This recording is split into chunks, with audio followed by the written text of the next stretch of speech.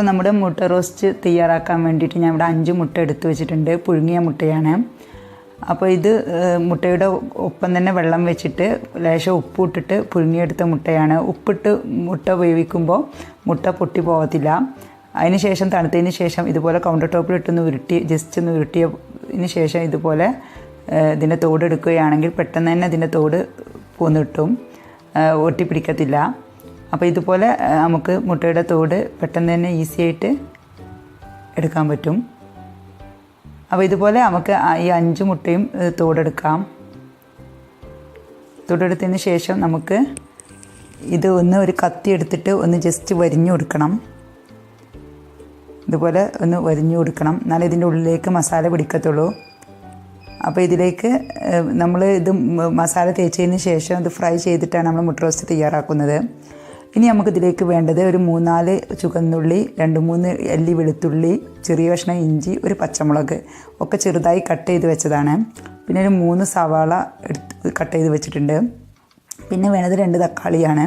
തക്കാളി ഇതുപോലെ ചെറുതായിട്ട് കട്ട് ചെയ്ത് വെച്ചിട്ടുണ്ട്. ഇനി നമുക്ക് മസാലപ്പൊടികളാണ് കറി പൗഡർ, ഗരം മസാല, പച്ചമല്ലി പൊടിച്ചത്, പിന്നെ മഞ്ഞൾപ്പൊടി, കാശ്മീരി മുളക് പൊടി.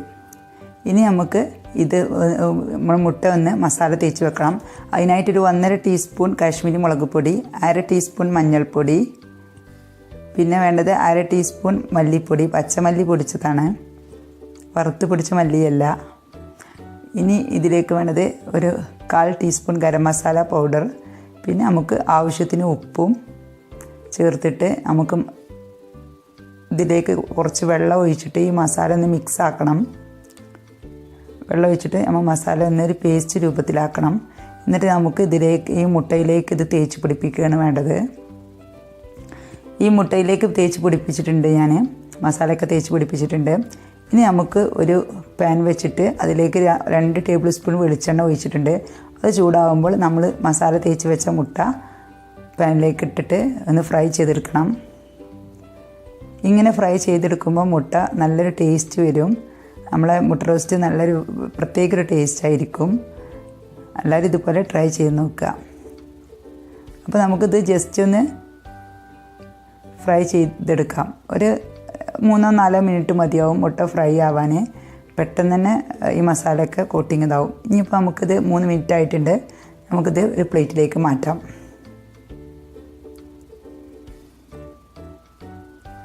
ഇത് നമുക്ക് പാനിൽ നിന്ന് മാറ്റാം.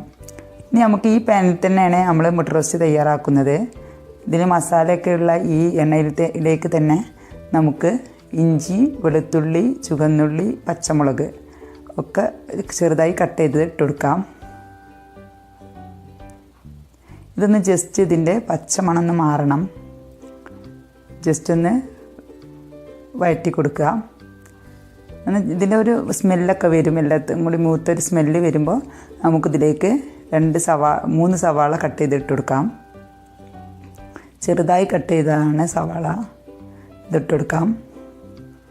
ഇനി നമുക്കിതിലേക്ക് കുറച്ച് ഉപ്പും കൂടി ചേർത്ത് കൊടുക്കാം. അപ്പോൾ നമ്മൾ സവാള പെട്ടെന്ന് വഴന്ന് കിട്ടും. ഉപ്പിട്ടിട്ട് നമുക്കൊന്ന് ജസ്റ്റ് വഴറ്റിയ ശേഷം ഒന്ന് അടച്ച് വെച്ചിട്ട് സവാള നല്ല പോലെ ഒന്ന് സോഫ്റ്റായി വരണം. അപ്പോൾ അടച്ച് വെക്കുമ്പോൾ പെട്ടെന്ന് തന്നെ സോഫ്റ്റായി വരും.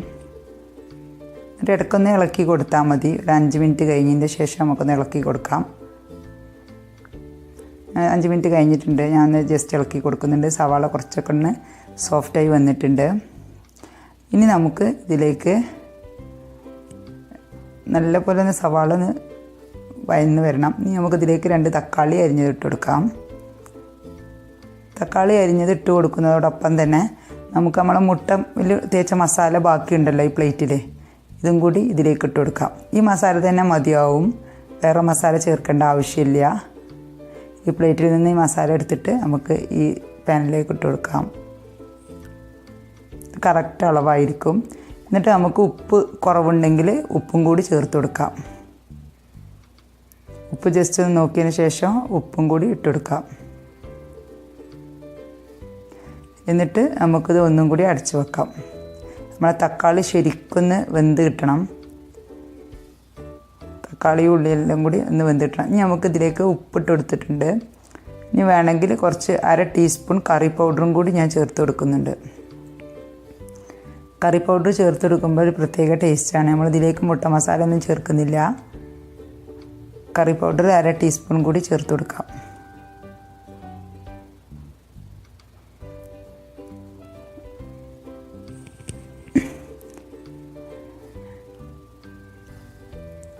ഞാൻ 1/2 ടീസ്പൂൺ കറി പൗഡറും കൂടി ചേർത്ത് കൊടുക്കുന്നുണ്ട്.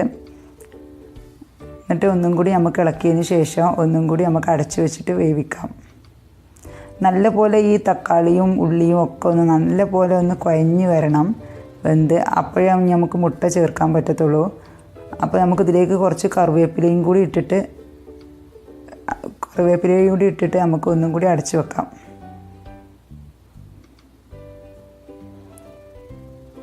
ഇനിയിപ്പോൾ ഇത് നല്ലപോലെ ഒന്ന് സോഫ്റ്റായി വന്നിട്ടുണ്ട്. ഞാൻ ഇതിലേക്ക് നമ്മൾ ഫ്രൈ ചെയ്ത മുട്ടയും കുറച്ച് മല്ലിയിലയും കൂടി ഇട്ട് കൊടുക്കുന്നുണ്ട്. നമ്മുടെ മുട്ട റോസ്റ്റ് റെഡി ആയിട്ടുണ്ട്. ഇത്രേ പണിയുള്ളൂ മുട്ട റോസ്റ്റ് തയ്യാറാക്കാൻ വേണ്ടിയിട്ട്. ചപ്പാത്തിയുടെ കൂടെയും ഗോതമ്പ് ദോശ മൈദദോശയുടെ കൂടെയൊക്കെ കഴിക്കാൻ പറ്റിയ നല്ല ഒരു സൈഡ് ഡിഷായിരിക്കും. എല്ലാവരും ഇതുപോലെ ട്രൈ ചെയ്ത് നോക്കിയിട്ട് ഫീഡ്ബാക്ക് അറിയിക്കുക. നല്ല ടേസ്റ്റുള്ളൊരു മുട്ട റോസ്റ്റ് ആയിരിക്കും. സ്പെഷ്യൽ മുട്ട റോസ്റ്റ് ആയിരിക്കും ഇത്. എല്ലാവർക്കും ഇഷ്ടമാവും. അപ്പോൾ എല്ലാവരും ട്രൈ ചെയ്ത് നോക്കിയിട്ട് ഫീഡ്ബാക്ക് അറിയിക്കുക. ഫ്രണ്ട്സിനും റിലേറ്റീവ്സിനൊക്കെ ഷെയർ ചെയ്യുക. സബ്സ്ക്രൈബ് ചെയ്യാത്തവർ സബ്സ്ക്രൈബ് ചെയ്ത് സപ്പോർട്ട് ചെയ്യുക. എല്ലാവർക്കും എൻ്റെ നന്ദി.